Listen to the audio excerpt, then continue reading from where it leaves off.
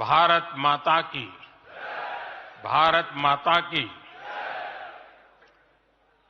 राष्ट्रीय अधिवेशन में यहां उपस्थित और देश के कोने कोने से जुड़े प्रत्येक भाजपा कार्यकर्ता का मैं अभिनंदन करता हूं।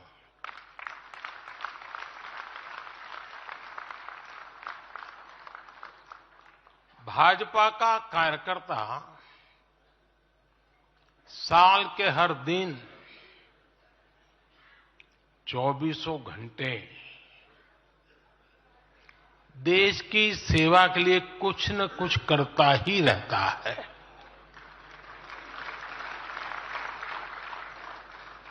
लेकिन अब अगले 100 दिन नई ऊर्जा, नया उमंग, नया उत्साह, नया विश्वास,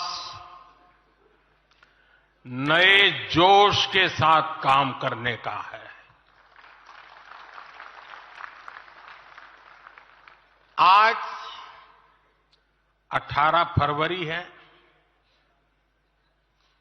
और इस कालखंड में जो युवा 18 वर्ष के पड़ाव पर पहुंचे हैं वो देश की 18वीं लोकसभा का चुनाव करने वाले हैं।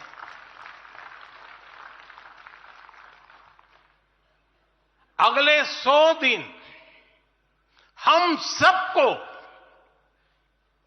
जुट जाना है,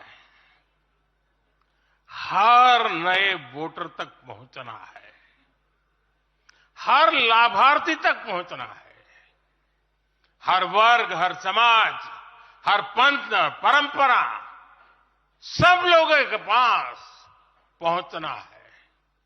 हमें सबका विश्वास हासिल करना है।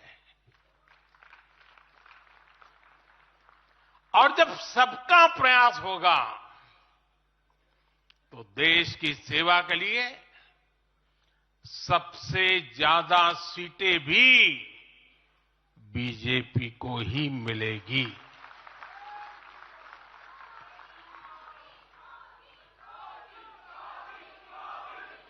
और आज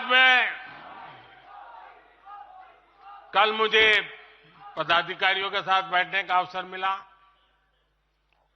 कल दोपहर के से आप सबके साथ बैठने का अवसर मिला। मैं नड्डा जी को और उनकी पूरी टीम को और आप सबको बधाई देता हूं। जब मैं पदाधिकारियों की बैठक में साल भर के काम का रिपोर्टिंग सुन रहा था, मैं सचमुच में इतना प्रभावित हुआ कि भाजपा के कार्यकर्ता सत्ता में रहने के बावजूद भी समाज के लिए इतना करते हैं, दिन रात दौड़ते हैं, संकटों के बीच भी करते हैं और सिर्फ भारत मां की जय के लिए करते हैं। ये 2 दिन भी जो चर्चा हुआ, विचार विमर्श हुआ है, देश के उज्जवल भविष्य के लिए हमारे संकल्प को दृढ़ करने वाली हर बातें हुई है। मैं इस भव्य आयोजन के लिए, प्रेरक विषयों के लिए आप सबको भी, देश भर के कार्यकर्ताओं को भी नड्डा जी के माध्यम से सबका अभिनंदन करता हूं। साथियों, आज मैं समस्त देशवासियों की तरफ से संत शिरोमणि आचार्य श्री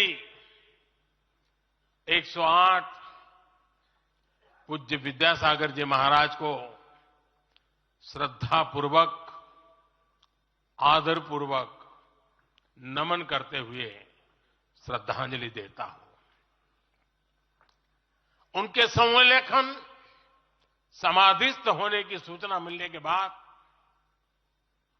उनके अनुयायी शोक में हैं, हम सभी शोक में हैं। और मेरे लिए तो यह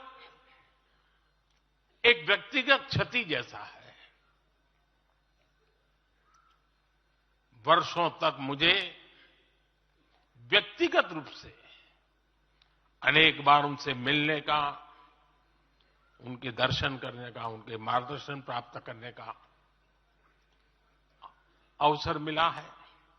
कुछ ही महीने पहले ऐसा ही मन कर गया था, मेरे प्रवास कार्यक्रम को बदल करके बहुत सुबह सुबह मैं उनके पास पहुंच गया था। तब पता नहीं था कि मैं दोबारा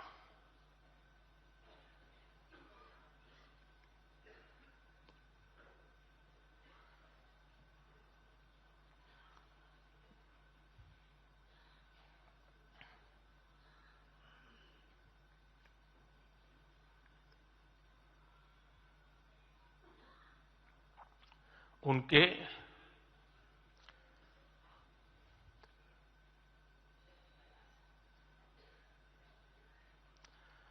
दर्शन नहीं कर पाऊंगा।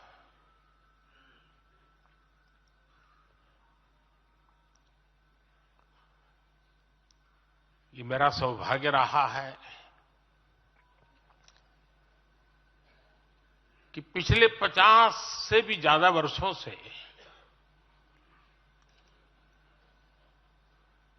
मुझे देश के गणमान्य आध्यात्मिक मूर्तियों के निकट रहने का, उनके आशीर्वाद पाने का अवसर रहा है।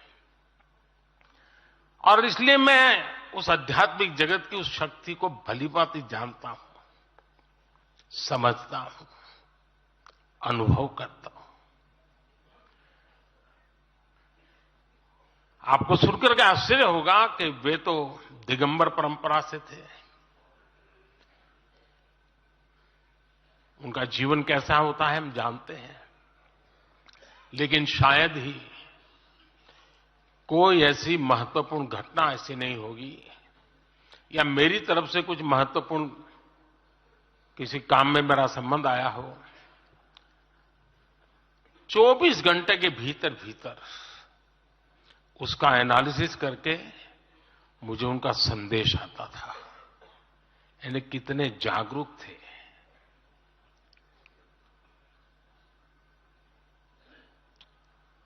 और अपनी विराट आध्यात्मिक यात्रा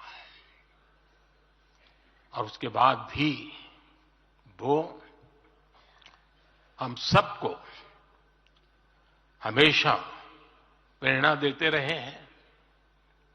जीवन भर उतनी सौम्यता के साथ उनका लोगों को मिलना, उन्होंने हमारे युवाओं को परंपराओं से जोड़ा, गरीबों तक शिक्षा और स्वास्थ्य की सुविधाएं पहुंचाई। उनका पूरा जीवन उस व्यक्ति के लिए प्रेरणा जैसा है जिसने गरीबों और वंचितों के लिए काम करने का संकल्प लिया है। आज जब भारत प्रगति के पथ पर आगे बढ़ रहा है, मुझे विश्वास है कि उनके सिद्धांत और उनका आशीर्वाद ऐसे ही भारत भूमि को प्रेरणा देता रहेंगे। साथियों, पिछले 10 वर्षों में भारत ने जो गति हासिल की है, बड़े लक्ष्यों को प्राप्त करने का जो हौसला पाया है, यह अभूतपूर्व है साथियों। और इसलिए नहीं कि मैं कह रहा हूं, दुनिया गाजे बाजे के साथ बोल रही है। भारत ने आज हर क्षेत्र में जो ऊंचाई हासिल की है, उसने हर देशवासी को एक बड़े संकल्प के साथ जोड़ दिया है और ये संकल्प है विकसित भारत का। अब देश न छोटे सपने देख सकता है और देश न अब छोटे संकल्प ले सकता है। सपने भी विराट होंगे, संकल्प भी विराट होंगे। और ये हमारा सपना भी है, हम सबका संकल्प भी है कि हमें भारत को विकसित बनाना है। और इसमें अगले 5 वर्षों की बहुत बड़ी भूमिका होने जा रही है। अगले 5 साल में भारत को पहले से भी कई गुना तेजी से काम करना है। अगले 5 साल में हमें विकसित भारत की तरफ एक लंबी छलांग लगानी है। लेकिन भाई और बहनों, सारे लक्ष्यों की प्राप्ति के लिए पहली शर्त है सरकार में भाजपा की जोरदार वापसी। मैं बीजेपी सरकार का तीसरा टर्म सत्ता भोग के लिए नहीं मांग रहा हूं। मैं राष्ट्र का संकल्प लेकर निकला हुआ व्यक्ति हूं। अगर मैं अपने घर की ही चिंता करता तो आज करोड़ों गरीबों के घर नहीं बना पाता। मैं देश के करोड़ों बच्चों के भविष्य के लिए जीता हूं, जागता हूं, जूझता रहता हूं।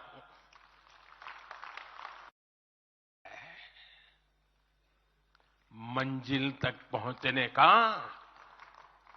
एक नया विश्वास है। अभी हमें देश के लिए, कोटि कोटि भारतीयों के लिए, हर भारतीय का जीवन को बदलने के लिए बहुत कुछ हासिल करने का सपने हैं, संकल्प है और उसके लिए बहुत से निर्णय भी बाकी है। मैं देश का पहला प्रधानमंत्री हूं जिसने महिलाओं के खिलाफ अपशब्दों पर लाल किले से नाराजगी व्यक्त की थी। नारी गरिमा, नारी सम्मान हमारे लिए सर्वोपरि है। मुझे गर्व है कि पिछले 10 वर्षों में भाजपा सरकार ने महिलाओं का जीवन आसान बनाने के लिए अनेक कदम उठाए हैं। हमने 10 करोड़ उज्ज्वला गैस कनेक्शन दिया। हमने 4 करोड़ घर बनवाए, जिनमें 3 करोड़ से ज्यादा घर महिलाओं के नाम रजिस्टर हुए। हमने महिलाओं के नाम 3 करोड़ से ज्यादा घर रजिस्टर करवाकर उनको घर की मालकिन बनाया।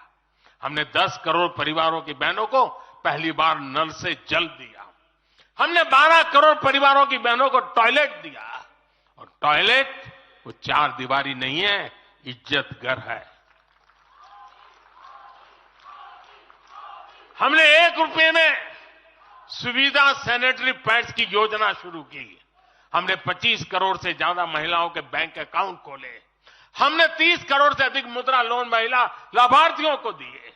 साथियों, बहनों को आर्थिक रूप से सशक्त करने के लिए, बेटियों को नौकरी करने में आसानी हो, इसके लिए हमने अनेक कदम उठाए। हमने सेल्फ हेल्प ग्रुप से 10 करोड़ बहनों को जोड़ा। हमने 1 करोड़ बहनों को लखपति दीदी बनाया। खादी को जो फिर से नया जीवन मिला है, उसका फायदा भी सबसे अधिक गांव की बहनों को ही हुआ है। हमने प्रेगनेंसी लीव को बढ़ाकर 26 हफ्ते किया। पहले फैक्ट्रियों में या दूसरी जगहों पर महिलाओं को नाइट शिफ्ट पर काम करने के लिए अनेक अड़चनें थी। हमने श्रम कानूनों में सुधार करके उनको भी दूर किया। हमने पैरामिलिट्री फोर्सेस में महिलाओं की भर्ती 2 गुने से अधिक की। हमने सेनाओं के अग्रणी मोर्चों में महिलाओं की तैनाती को सुनिश्चित किया। हमने सैनिक स्कूलों और मिलिट्री एकेडमी के दरवाजे बेटियों के लिए खोल दिए। साथियों, इस बार 26 जनवरी को कर्तव्य पथ भारत की नारी शक्ति से पूरे देश को प्रेरणा दे रहा था। साथियों, आने वाले समय में हमारी माताओं, बहनों, बेटियों के लिए अवसर ही अवसर आने वाले हैं। मिशन शक्ति से देश में नारी शक्ति की सुरक्षा और सशक्तिकरण का संपूर्ण इकोसिस्टम बनेगा। अब 15,000 महिला सेल्फ हेल्प ग्रुप को ड्रोन मिलेंगे।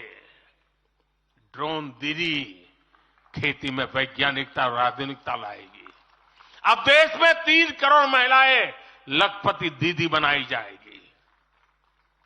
पीएम विश्वकर्मा योजना से परंपरागत कला और शिल्प से जुड़ी बहनें सशक्त होगी। नई नेशनल एजुकेशन पॉलिसी से बेटियों को शिक्षा और स्किल के मामले में सबसे अधिक फायदा होगा। गांव के पास ही बेहतर स्पोर्ट्स इंफ्रास्ट्रक्चर बने, बेटियां हमारी स्पोर्ट्स में कमाल करेगी। साथियों, आज जब मैं बीते 10 वर्षों की तरफ नजर डालता हूं तो कितना ही कुछ याद आता है। ये 10 वर्ष साहसिक फैसलों, दूरगामी निर्णयों के नाम है। जो काम सदियों से लटके थे, हमने उनका समाधान करने का साहस करके दिखाया है।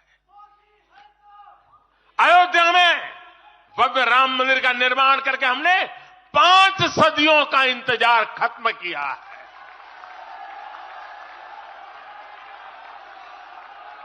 गुजरात के पावागढ़ में 500 साल बाद धर्म ध्वजा फहराई गई है। 7 दशक बाद हमने करतारपुर साहिब राहदारी खोली है। 7 दशक के इंतजार बाद देश को आर्टिकल 370 से मुक्ति मिली है। लगभग 6 दशक बाद राजपथ कर्तव्य पथ के नए स्वरूप में सामने आया है। 4 दशक बाद आखिरकार 1 रैंक 1 पेंशन की मांग पूरी हुई है। 3 दशक बाद आखिरकार देश को नई राष्ट्रीय शिक्षा नीति मिली है। 3 दशक बाद आखिरकार लोकसभा और विधानसभा में महिलाओं को आरक्षण मिला है। 3 तलाक की बुराई के लिए विरुद्ध कड़ा कानून बनाने का साहस भी हमने दिखाया है। दशकों से नए संसद भवन की जरूरत महसूस हो रही थी, उसे हमने ही पूरा किया। यह प्रत्येक भाजपा कार्यकर्ता का सौभाग्य है कि वैसी अनेक सिद्धियों का निमित्त बन सके। साथियों, कोई भी देश हो, वो अपना भविष्य तभी संवार सकता है जब वह अपने इतिहास को सहज कर रखता है।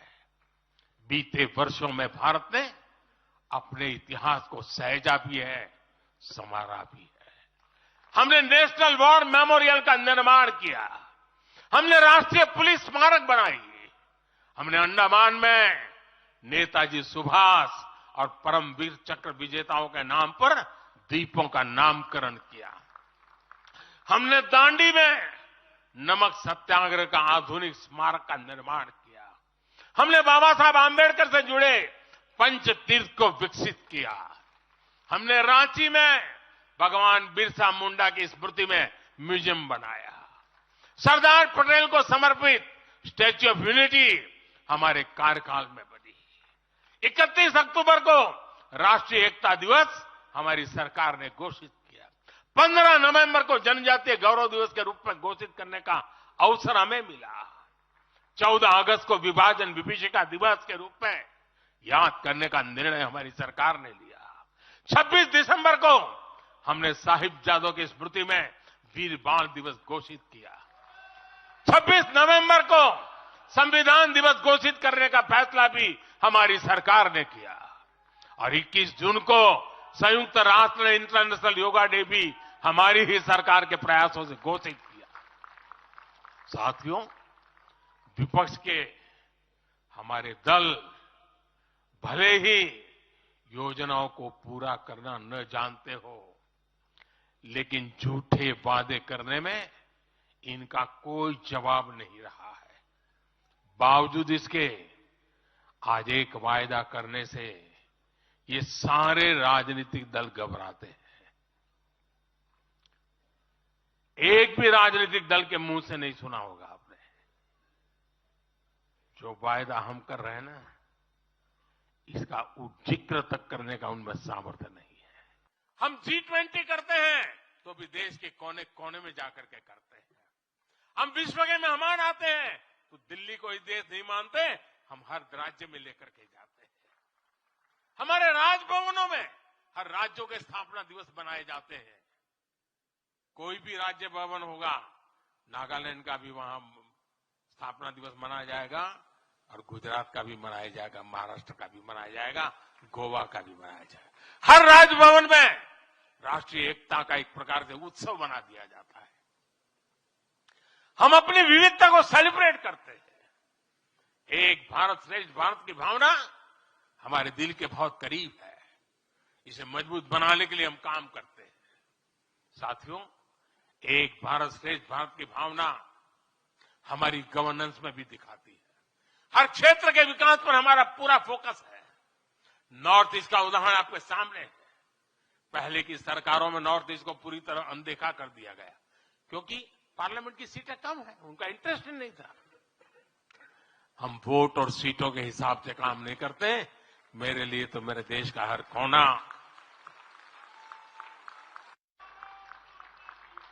समृद्ध हो, विकसित हो, ये हमारा भाव है। आज चाहे सियाचिन हो या फिर देश के आकांक्षी जिले हो, कोई हमसे दूर नहीं है। वो गांव जिन्हें पहले आखिरी गांव कहा जाता था, हमारे लिए देश के वो पहले गांव बन गए। और मेरे सारे कैबिनेट के मंत्री उन गांवों में रात बिता करके आए। कुछ मंत्रियों को तो -15 डिग्री में रात को रुकना पड़ा वहां, क्योंकि हम आत्मसात करना चाहते हैं। हमारे लिए देश का हर हिस्सा महत्वपूर्ण है।